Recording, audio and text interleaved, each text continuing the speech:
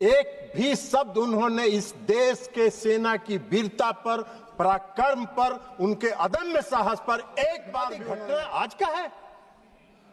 आपके यूपीए के शासनकाल में 2004 से 14 तक इस देश में आतंकवाद पनपा है, उसको जगह मिली है और उसको पता। 2006 को मुंबई ट्रेन हादसा हुआ। मुंबई के ट्रेन हादसा में कितने लोग मारे गए? 209 लोग मारे गए, 800 लोग घायल हुए। क्या किया आपने? क्या कार्रवाई की यूपीए के शासन? पूरा मुंबई महानगर में आतंकवादियों का कब्जा था, आतंकवादियों का कब्जा था। कैसे आए थे आतंकवादी? आज तो आप सवाल पूछ रहे थे। नमस्कार, मैं हूं नवीन जौहर, 11 मीडिया नेटवर्क से। दोस्तों, पार्लियामेंट का मॉनसून सेशन चालू हो चुका है और उसमें ऑपरेशन सिंदूर पे चर्चा हो रही है। पहले 5 दिन 6 दिन तो विपक्ष वालों ने चलने ही नहीं दिया। एसआईआर पे हंगामा करते रहे, जो बिहार में एसआईआर हो रहा है उसके ऊपर। लेकिन अभी ऑपरेशन सिंदूर पे कल से चर्चा शुरू हुई है, अभी हंगामा नहीं हो रहा है। और चर्चा के पहले ही दिन एनडीए वालों ने ऐसे ऐसे सांसदों को उतारा है कि पूरे विपक्ष की बखिया उधेर के रख दी है। इसमें सबसे टॉप पे कल का जो भाषण था, ललन सिंह जो बिहार के जेडीयू के सांसद है और केंद्र में मंत्री भी हैं, उन्होंने भाषण देकर गौरव गोगोई जो कांग्रेस की तरफ से चर्चा की शुरुआत किए थे, उनको और पूरे कांग्रेस पार्टी को ऐसा लपेटा है, ऐसा धो धो के पीटा है कि सुनेंगे तो आपको बहुत मजा आने वाला है। दोस्तों, ललन सिंह का ये रूप तो मैंने पहले नहीं देखा था। काफी भाषण सुने हैं, लेकिन कल का जो भाषण था, ऐसा लग रहा था कि ललन सिंह के अंदर देशभक्ति का जज्बा भरा हुआ है और कांग्रेसियों को ऐसा धो रहे हैं कि उनको नानी याद दिला रहे हैं। कांग्रेसी तो एक ही लाइन पे बात कर रहे हैं कि कितने राफेल गिरे, कितने सैनिक हमारे मारे गए, जो अब आए थे उधर से वो पाकिस्तानी थे कि नहीं, ये सब के सबूत मांग रहे हैं। तो दूसरी तरफ ललन सिंह ने उनका पूरा इतिहास खंगाल के रख दिया और उनका मुंह गौरव गोगोई का देखने लायक था। आप देखिए, ललन सिंह का भाषण पूरा तो नहीं है, लेकिन जो मुख्य अंश है उसको मैं लेके आया हूं। पूरा देखेंगे तो आपको मजा आएगा। दोस्तों, एक भी शब्द उन्होंने इस देश के सेना की वीरता पर, पराक्रम पर, उनके अदम्य साहस पर एक बार भी उन्होंने नहीं। आप बात करते हैं देशभक्ति की, आप देशभक्ति की बात करते हैं। इस देश की सेना पर जो पूरे देश के लोगों को गर्व है, उसकी आप एक बार प्रशंसा नहीं कर रहे हैं। आप बता रहे हैं कि कितना जहाज गिरा, कितना मिसाइल आपका गिरा, इस पर चर्चा कर रहे हैं। इस देश के सैनिकों का कोई महत्व नहीं है आपकी नजर में। और आप बात कर रहे थे इस देश में आतंकवादी घटना की। आतंकवादी घटना आज का है। आपके यूपीए के शासनकाल में 2004 से 14 तक इस देश में आतंकवाद पनपा है, उसको जगह मिली है और उसको पनाह मिला है। कितनी घटनाएं हुई, कितनी घटनाएं हुई देश में आतंकवाद की। पूरा सुनाओ, कहां हुआ, कितने नागरिक मारे गए, कितनी महिलाएं विधवा हुई, कितने बच्चे मारे गए।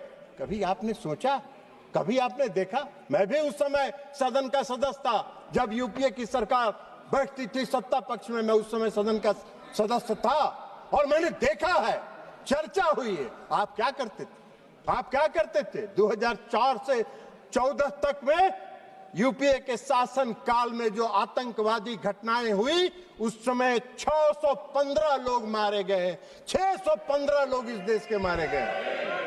और आप बात करते हैं आतंकवाद की। आतंकवाद तो आपके शासनकाल में पनपा है। 2006 लोग घायल हुए, 615 मारे गए और 2006 लोग घायल हुए। आप बात कर रहे हैं आतंकवाद की। 11/7/2006 को मुंबई ट्रेन हादसा हुआ। मुंबई के ट्रेन हादसा में कितने लोग मारे गए? 209 लोग मारे गए, 800 लोग घायल हुए। क्या किया आपने? क्या कार्रवाई की यूपीए के शासनकाल में? कुछ नहीं हुआ। 26/11/2008 को पूरा मुंबई महानगर में आतंकवादियों का कब्जा था। आतंकवादियों का कब्जा था। कैसे आए थे आतंकवादी? आज तो आप सवाल पूछ रहे थे कि पहलगांव में आतंकवादी कैसे आए, मुंबई पूरे शहर में, महानगर में आतंकवादी कैसे घुसे थे, आपको बताना चाहिए। उस आतंकवादी घटना में महाराष्ट्र पुलिस के 2 अधिकारी मारे गए थे, 2 अधिकारी मारे गए। और उस पूरे महानगर के 26/11/2008 की घटना में 175 लोग मारे गए थे, 300 लोग घायल हुए थे। क्या किया आपने? क्या किया आपने? उसमें 29 विदेशी नागरिक भी थे, विदेशी नागरिक थे जो मारे गए थे। उसमें जो बॉम्बे पुलिस के 2 अधिकारी, संयुक्त पुलिस आयुक्त और ज्वाइंट पुलिस कमिश्नर मारे गए थे। क्या किया था? आप घड़ियाली आंसू बहा रहे थे।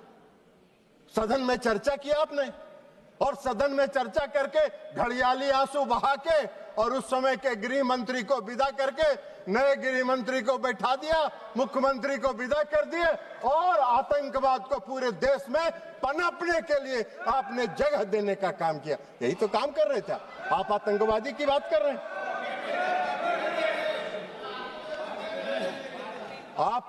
आपको आतंकवाद के खिलाफ लड़ाई लड़ने का न साहस था यूपीए सरकार को, और न उसमें दम था कि वो आतंकवाद के खिलाफ लड़ाई लड़ते। खाना पूरी करते थे, घड़ियाली आंसू बहाने का काम करते थे। हाँ,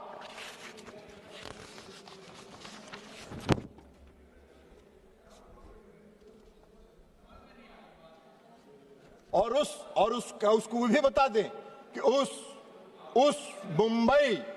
मुंबई की घटना का जो मुख्य कर्णधार था, जो अमेरिका में छिपा हुआ था, आपको उसको लाने का साहस नहीं हुआ। प्रधानमंत्री नरेंद्र मोदी जी ने उसको इस देश में लाके उस पर मुकदमा चलाने का काम किया। आप बात कर रहे हैं?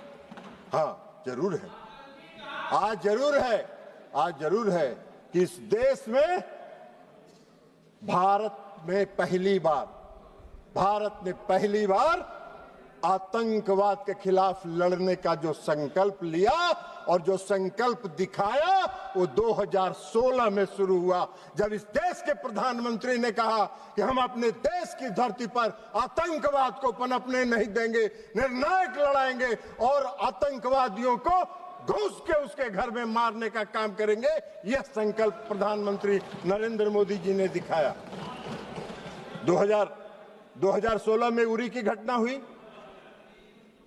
25 लोग मारे गए, 25 सैनिक मारे गए, उरी की घटना।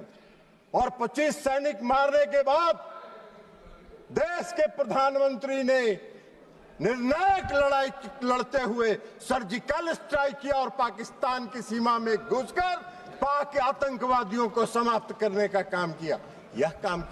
यह प्रधानमंत्री ने इस संकल्प के साथ काम किया, आतंकवाद के खिलाफ लड़ाई लड़ने का काम किया। आपको कहां दिखाई दे?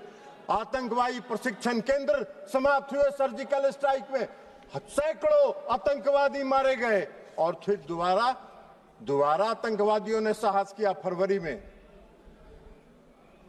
14 फरवरी 2019 को पुलवामा में आतंकवादी घटना हुई, और पुलवामा में सीआरपीएफ के गाड़ी पर आत्मघाती हमला हुआ, और उस आत्मघाती हमले के बाद आदरणीय प्रधानमंत्री नरेंद्र मोदी जी के नेतृत्व वाली सरकार ने अपने संकल्प को फिर दोहराया और एयर स्ट्राइक करके पूरे प्रशिक्षण केंद्रों को तबाह किया। जैसे मोहम्मद के लश्करे के सारे प्रशिक्षण केंद्रों को तबाह करने का काम किया। आप मोदी जी को सिखा रहे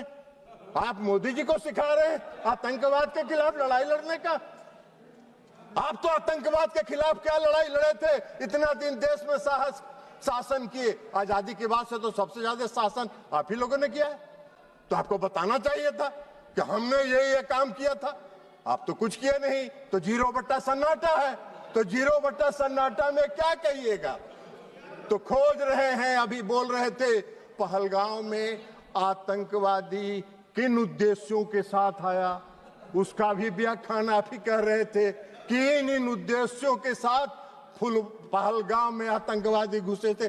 आपसे पूछ के घुसे थे क्या वो लोग? आपको कैसे जानकारी है कि वो किस उद्देश्य के साथ लेके घूमे? अरे ऐसा बात मत करिए। कम से कम देश की एकता और अखंडता के साथ मजाक मत करिए। देश की एकता और अखंडता के साथ देश की सरकार के साथ खड़ा रहने का काम कीजिए, नहीं तो कोई नहीं। विश्वसनीयता तो प्रतिदिन समाप्त हो ही रही है, आने वाले समय में कोई पूछेगा भी नहीं, यह भी जान लीजिए। तो इसलिए एयर स्ट्राइक किया प्रधानमंत्री जी ने। पुलवामा की घटना के बाद 26 अप्रैल को बालकोट में घुस के एयर स्ट्राइक करके आतंकवादियों को के प्रशिक्षण केंद्र को समाप्त करने का काम किया। ये प्रधानमंत्री का संकल्प था, ये मोदी जी का संकल्प था। यूपीए के किसी सरकार के प्रधानमंत्री ने यह संकल्प नहीं लिया था। ये काम मोदी जी ही कर सकते हैं, दूसरा कोई नहीं कर सकता है। और अब ऑपरेशन सिंदूर पर आइए। 22 अप्रैल को पहलगाम में घटना हुई, और 22 अप्रैल को पहलगाम में जब घटना हुई तो अरे जाओ ना यार, वहां वोटर बड़ा जाली बनवाए, वो उधर जाके देखो।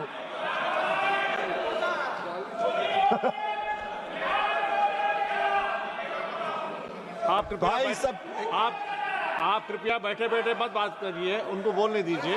आप बैठिए। नहीं, आप बैठिए, आप बैठिएगा प्लीज, आप बैठिएगा।